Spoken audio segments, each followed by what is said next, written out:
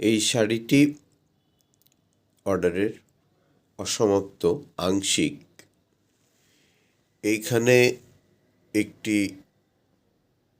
বিবাহ অনুষ্ঠানের ছবি দেওয়া হবে ছেলে এবং মেয়ের। কলা গাছের নিচে রেখে তাদের বিবাহ সম্পন্ন হবে, এখান দিয়ে করা হচ্ছে।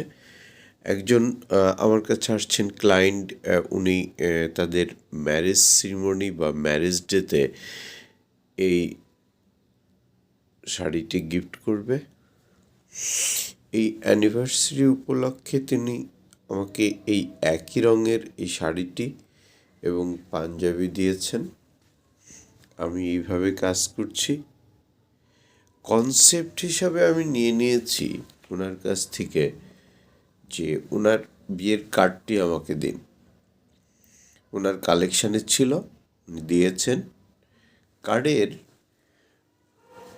ব্যাকগ্রাউন্ড বা মূল বিষয়বস্তু ছিল এরকম কিছু আলপনা।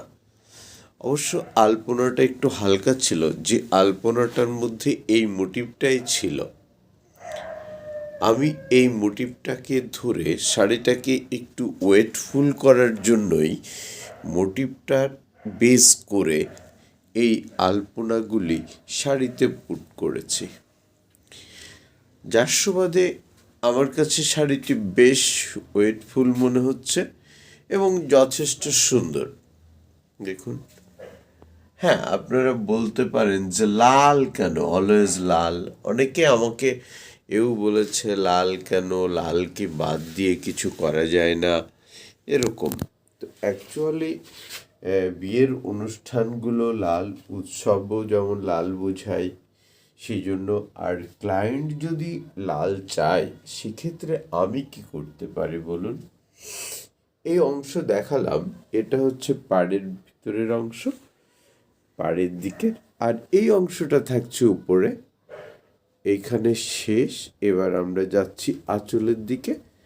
আঁচলটা হচ্ছে এই, আর ওইখানে যে শেষ হবে, অর্থাৎ শাড়িটা পরলে এই অংশটা পড়বে হাতার দিক দিয়ে আঁচলে, এটা চলে আসবে পুরো বডিতে সর্বোচ্চ দেখানো। এটা শুরু হবে কুচির কাছ থেকে, এবার এটা কুচির ভিতর দিয়ে।